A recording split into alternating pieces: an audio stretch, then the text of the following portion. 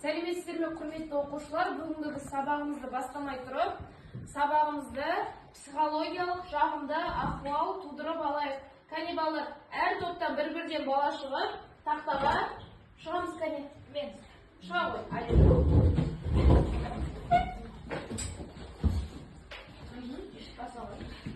Келесі, шығамыз. Айхан шыға ғой. Жоқ, ана, неге басып. Келесі, отыра ғой. Келесі, Айхан. Келесі, мына топтан Әділжан шыға ғой.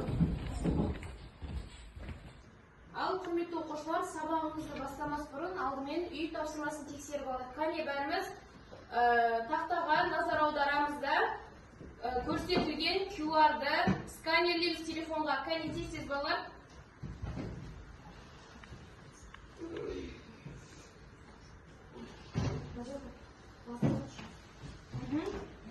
Сканерлейміз ба? Анықтау үшін мына пазлды құрастырамыз. Кәне алмас құрастырамыз. Камила, аяулым.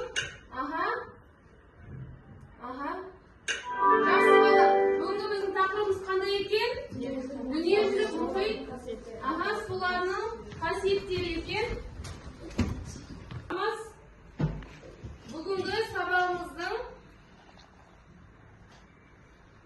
табиғатта жиі кездесетін қауіпті құбылыстардың мәнін терең түсіндіруге, олардың пайда болу себептерін талдауға және адам өміріне тигізетін әсерін анықтауға бағытталған. Сабақтың мақсаты жергілікті компонентті назарға отырып, қолайсыз атмосфералық құбылыстарды жан-жақты талдау және сол құбылыстар кезінде қолданылатын тиімді сақтану шараларын ұсыну. Оқушылар өз өмірінде байқалатын табиғи құбылыстарды нақты мысалдар арқылы қарастырып, олардан қорғанудың дұрыс жолдарын меңгереді. Сонымен бірге, табиғи ортаға ұқыпты қарау мәдениеті мен қауіпсіздік ережелерін сақтау дағдылары қалыптасады. Құрметті оқушылар, бүгінгі ашық сабақтың тақырыбы қасиеттері. Мұхит суының қасиеттерінде бізде қандай қасиеттер бар екен? Температурасы, тұздылығы, тығыздығы және химиялық құрамы екен. Жақсы, әрі қарай жалғастырамыз. Бүгінгі сабағымыздың мақсаты мұхит суларының қасиеттеріне әсер ететін факторларды анықтайтын боламыз. Бүгінгі сабағымызда түсіну мақсатында бәріміз тақтаға қарап, видеоға назар аударамыз. Бұл бізде Қызыл теңіз туралы.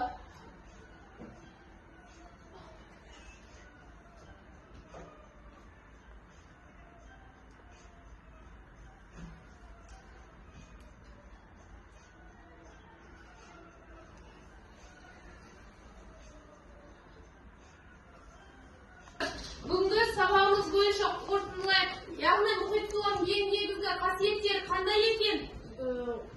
Тұзды болады, сосын температурасы, яғни тұздылық бізде қай жерлерде жоғары болады екен? Экватор маңында. Неге? Өйткені ол жерде буланушылық өте жоғары деңгейде екен. Түсінікті ме балалар? Жақсы балалар, бүгінгі сабаққа қатысқандарыңызға рахмет. Сабағымыз аяқталды.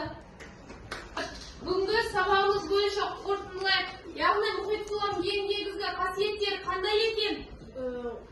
Тұзды болады, сосын температурасы, яғни тұздылық бізде қай жерлерде жоғары болады екен?